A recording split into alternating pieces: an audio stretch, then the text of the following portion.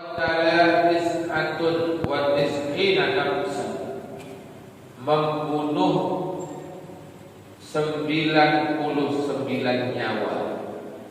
Jadi berapa yang dibunuh? 99 nyawa. Fasa'ala an a'lama ahlil ard, maka dia bertanya kepada orang yang paling mengetahui di antara manusia. Fadulla ala rahib, maka diarahkanlah kepada seorang pendeta. Fa'adahu, maka dia mendatangi pendeta itu dalam rangka untuk bertaubat, dalam rangka dia ingin bertaubat atas dosa-dosanya yang telah membunuh 99 nyawa.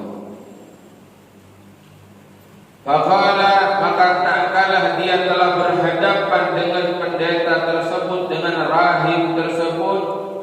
Dia berkata, innahu qatala tis'atun wa tis'ina nafsan, sesungguhnya dia, jadi ada pendampingnya ini, nyampaikan kepada si rahib tadi, innahu, sesungguhnya dia ini, wahai rahib, qatala tis'atun wa tis'ina nafsan, telah membunuh 99 nyawa.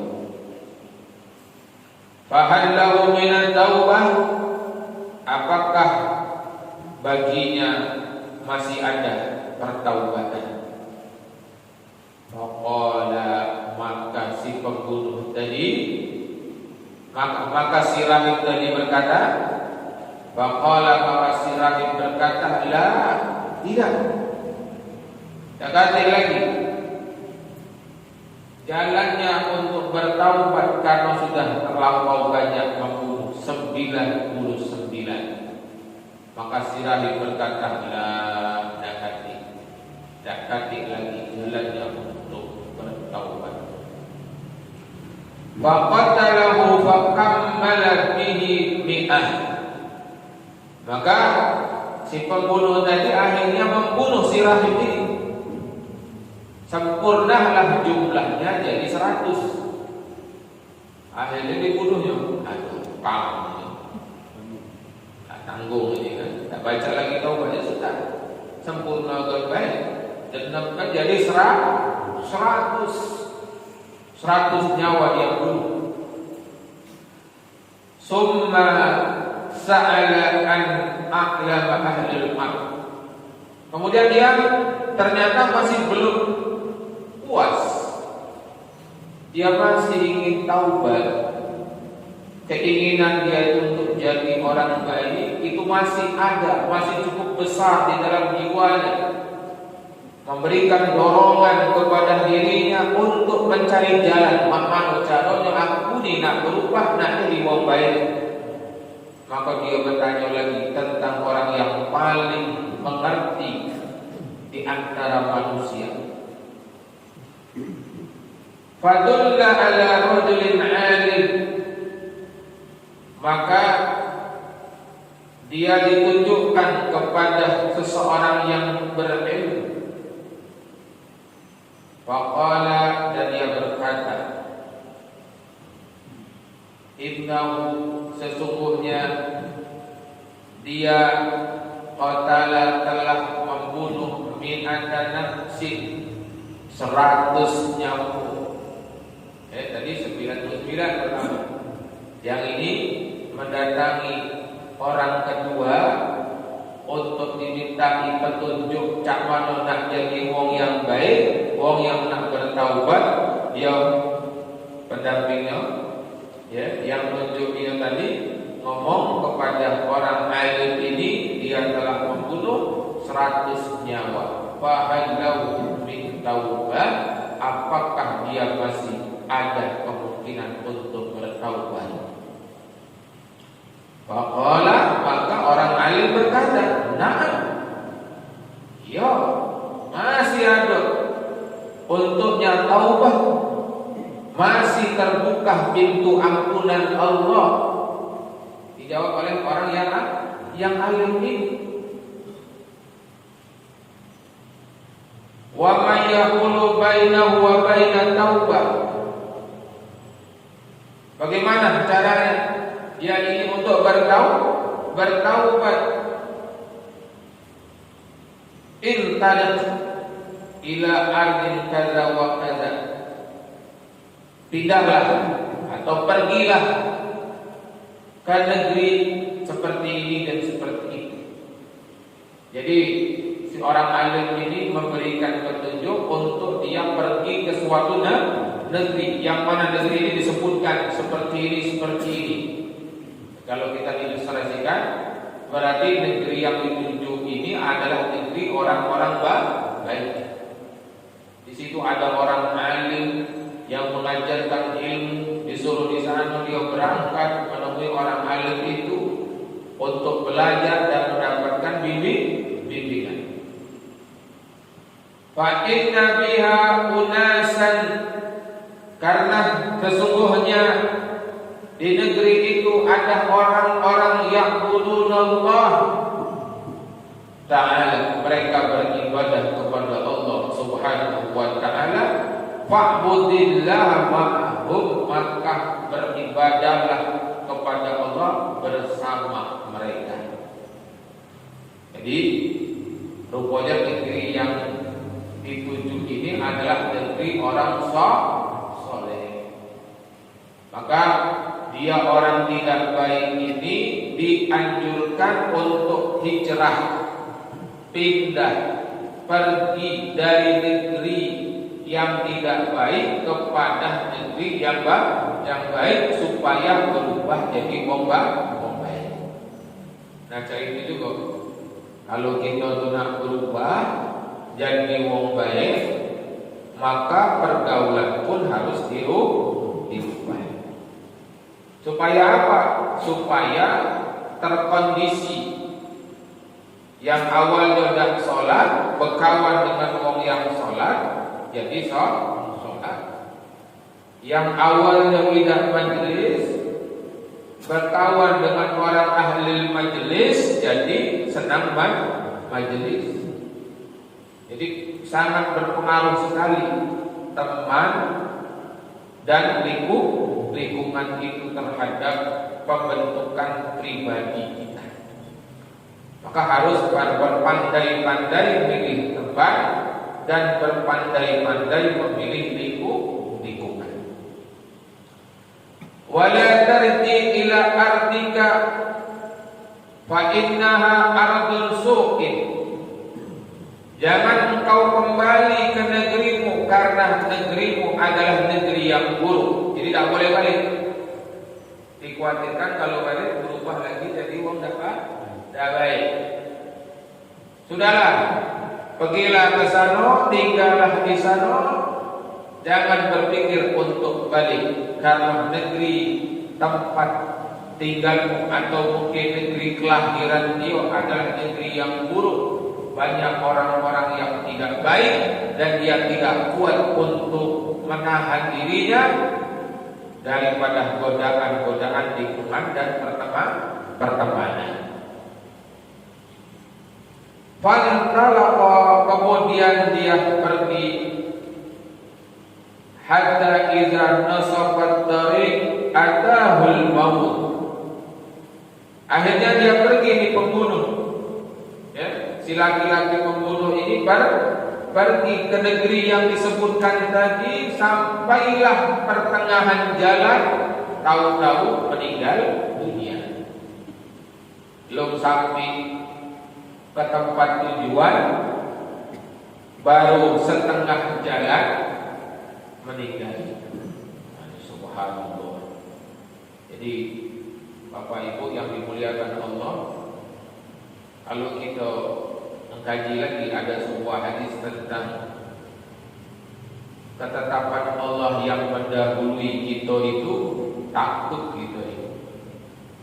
Karena sesungguhnya Allah itu telah menetapkan kepada kita satu ketetapan. Ahlul jannah bakal menghuni surga atau ahlun nar bakal menghuni neraka. Jangan sombong kita yang sekarang ini jalan ke masjid, sedang pengajian, wallahu a'lam. Kalau memang Allah sudah tetapkan sejak dulu ketetapan sebagai ahlul nar, ya, ahlul nar, maka dalam waktu sekejap dirubah perilaku sifat, ya, dari yang baik sedang majlis menjaga sholat, akhirnya dia jadi orang ahli maksiat, mati dalam kemaksiatan. Atau mungkin sebaliknya, orang itu sudah ditetapkan oleh Allah sebagai ahlul jannah, tapi sejarah hidupnya di awal pada bagus, meresahkan masyarakat, berbuat dosa, segala macam dosa dia buat. Kemudian setelah dekat dengan kematian berubah drastis jadi orang baik, maka meninggalnya dia dalam keadaan baik. Seperti cerita ini adalah baru separuh jalan dia meninggal dunia. Sangat singkat. Kalau kita bayangkan 100 nyawa itu bukannya sehari dia bunuh.